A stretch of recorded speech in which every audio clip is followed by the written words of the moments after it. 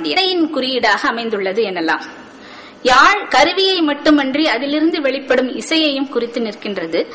பதிற்றுப்பத்தில் அமைந்துள்ள வண்ணம், தூக்கு முதலியன இன்றைய ராகம், தாளம் முதலான இசைக்கூறுகளின் வளர்ச்சிக்கு அடிகோலியுள்ளன என்று கருத முடிகிறது. ஆக செம்மொழி தமிழ் இலக்கியமான பதிற்றுப்பத்து இசைக்கூறுகள் அடங்கிய செவ்விசை பாடல் வகையாக அக்காலத்தில் நிலவி இருந்தமை தெற்றென விளங்குகின்றது. இப்பாடல் வகையே தேவார பதிக வகையாகவும், திருப்புகழ் சந்தமாகவும், கீர்த்தனை பாடல் வகையாகவும், இன்னும் என்னென்ன பாடல் வகைகள் எல்லாம் இருக்கின்றனோ அத்துணை பாடல்களுக்கும் ஒரு முன்னோடியாக இது அமைந்து பரிணாமம் அடைந்துள்ளது என்று கூறுவதில் ஐயமில்லை. இந்த பாடல் வகைகள் எல்லாம் நாம் செய்ய வேண்டியது என்ன என்று பார்த்தோம் என்றால், இது இலக்கிய செய்யுளாக நாம் இன்றைக்கு புரிந்து கொண்டிருக்கின்றோம். ஆனா இலக்கிய ஆசிரியர்கள் இந்த பாடலை எல்லாம் இசையோடு மாணவர்களிடையே கொடுக்க வேண்டும் என்பது இன்றைய பரிந்துரையாக நாம் சொல்லலாம். ஏனென்றால் இது தொடக்க நிலை பாடலாகவே வண்ணம், தூக்கு என்ற இசைக்கூறுகளோட இந்த இலக்கியம் இருந்திருக்கிறது என்பதை நாம் இன்றைக்கு வெளிச்சத்துக்கு கொண்டு வந்திருக்கின்றோம். இந்த பாடல் வகை தமிழ் படித்தவர்கள் மத்தியில், தமிழ் ஆசிரியர்களுக்கும் தமிழ் மாணவர்களுக்கும் இது கண்டிப்பாக போய் சேர வேண்டும். அவ்வகையில் இந்த இசைத்துறை சேர்ந்த ஆசிரியர்கள் தமிழிலும் புலமைப்பட வேண்டும். அதே போன்று இலக்கியத்தில் இருப்பவர்கள் எல்லாம் இசையிலும் புலமை பெற வேண்டும் என்பதுதான் இந்த மாநாட்டினுடைய ஒரு பரிந்துரையாக நாம் கொடுக்கலாம் என்று தலைவர் அவர்களுக்கு தாழ்மையோடு சொல்லிக்கொள்ள விரும்புகின்றேன். இவ்வகையில் இந்த செம்மொழி தமிழ் இசை மாநாட்டில் எனக்கு முதல் கட்டுரையாக வாசிக்கிறதுக்கு ஒரு வாய்ப்பு தந்த இந்த செம்மொழி மாநாட்டிற்கு அமர்வு ஆய்வரங்க குழுவிற்கு, பொறுப்பாளர்களுக்கும் மற்றும் இங்கு இதுவரை என்னுடைய உரையை கேட்ட அனைத்து பெருவுள்ளங்களுக்கும் நன்றி கூறி அமைகிறேன். வணக்கம். பெருமதிப்பிற்குரிய அவைத்தலைவர் அவர்களுக்கும் அவையில் வீற்றிருக்கும் சான்றோர்களுக்கும் முதல் எனது வணக்கத்தை தெரிவித்துக் கொள்கிறேன். பன்முறைமையிலிருந்து ராக முறைமைக்கான வரலாற்று படிநிலைகள் என்ற எனது கட்டுரையில் நான் முதலில் பண், ராகம் என்ற இரு பதங்கள் பற்றிய ஒரு சிறு விளக்கத்தை அளிக்கலாம் என நினைக்கிறேன். இந்திய இசையில் தற்காலத்தில் ராகங்கள் என்று அழைக்கப்படும் இனிய இசை பழந்தமிழ் மக்களால் பண்கள் என அழைக்கப்பட்டன. வரன்முறை செய்யப்பட்ட அல்லது பண்படுத்தப்பட்ட இசை பண் என்பது ஆயிற்று. பண்ணுதல் என்றால் இயற்றுதல் அல்லது செய்தல் என்று பொருள். பண் என்பதற்கு பொருளாக பஞ்ச மரபு என்ற இசை இலக்கண நூலில் பாவோடு இணைதல் இசை என்றார். பண்ணென்ற நோவா பெருந்தானம் விட்டாலும் பாவா எடுத்தல் முதலாவிரு நான்கும் பண்ணிற் படுத்தமையால் பண் என்று பார் என்று தலை, மிடறு, நெஞ்சு, மூக்கு, இதழ், பல், நா, அன்னம் முதலிய 8 தானங்களாலும் எடுத்தல், படுத்தல், நலிதல், கம்பித்தல், குடிதல், ஒலி, உருட்டு, தாக்கு முதலிய 8 கிரிகைகளாலும் பிறப்பித்து ஓசைப்படுதலால் பண் என்று பெயர் காரணம் கூறப்பட்டுள்ளது. பண் என்பதற்கு அமைவு, இசைப்பாட்டு, ஊழியம், சீர், தகுதி, நிந்தை, நிறை நரமுள்ள வீணை என பல பொருள்கள் தமிழ் மொழி அகராதியில் தரப்பட்டுள்ளது. பண் என்பது பாடல்களில் அமைந்துள்ள இசையின் முறையாகும். ஒலி செம்மையான முறையில் ஒழுங்கான இசை அமைப்புடன் பாடல்களில் ஒலி உருவமாக அமைவது பண்ணாகும்.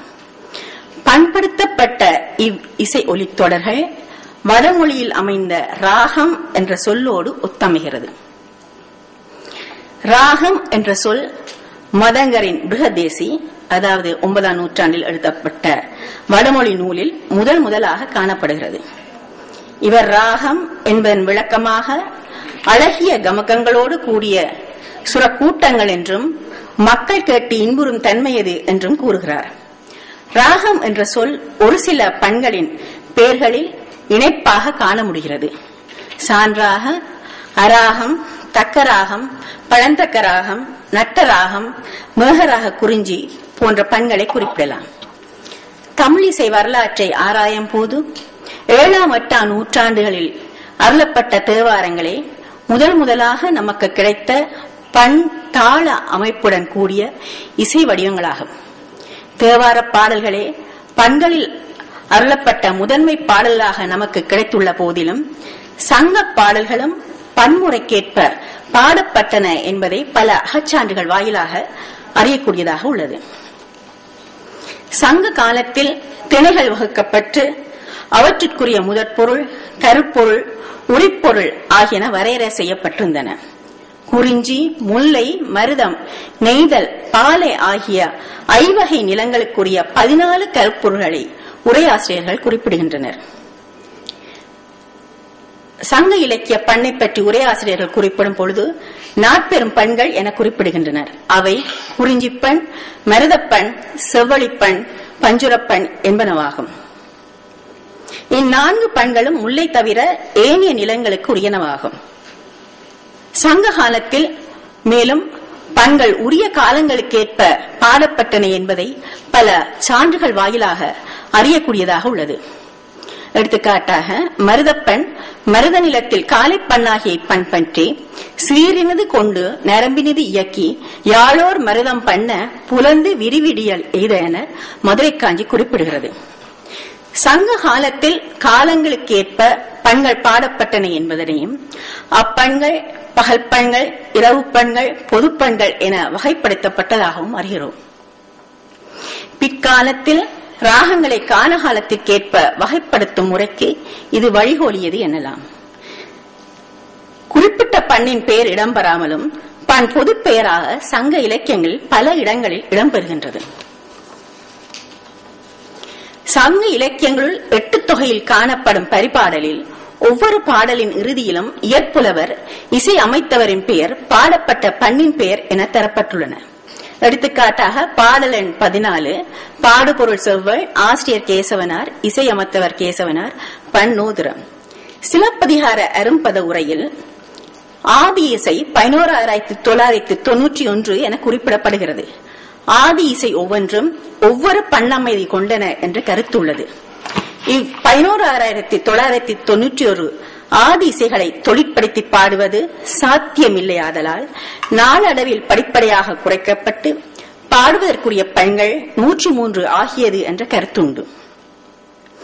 இவ்வாறு பண்கள் வரையறுக்கப்பட்ட காலம் ஜெயங்கொண்ட சோழன் காலம் என கூறப்படுகிறது. பண்களாவன பாலையாள் முதலிய 103 என்பார் திருக்குறளுக்கு உரை வகுத்த பரிமேலழகர். இந்த 103 பண்களின் பெயர்கள் சூடாமணி நிகண்டு, பிங்கள நிகண்டு முதலான நிகண்டுகளில் காணப்படுவதால் 103 பண்கள் வரையறை செய்யப்பட்ட காலம் 10-11ஆம் நூற்றாண்டு என கொள்ளலாம். காரைக்கால் அம்மையார் கையாண்ட பண்கள். சங்க இலக்கியங்களில் 14 பண்களும் பிற்காலத்தில் எழுதப்பட்ட நிகண்டுகளில் 103 பண்கள் பெயர்களும் குறிப்பிடப்பட்டுள்ளன. ஆயினும் சைவ நாயன்மார் 63 ஒருவராக போற்றப்படும் காரைக்கால் அம்மையார், இவர் 5ஆம் நூற்றாண்டில் வாழ்ந்தவர், அருளிய அற்புத திருவந்தாதி, திருவிரட்டை மணிமாலை, திருவாலங்காட்டு மூத்த திருப்பதிகங்கள் 2 ஆகிய 4 மூத்த திருப்பதிகங்கள் 2 முறையே நட்டபாடை பண்ணிலும் இந்தள பண்ணிலும் பாடப்பட்டன. 103 பண்களிலும் பாடப்பட்ட தேவார பாடல்கள் தற்போது நமக்கு கிடைத்தில.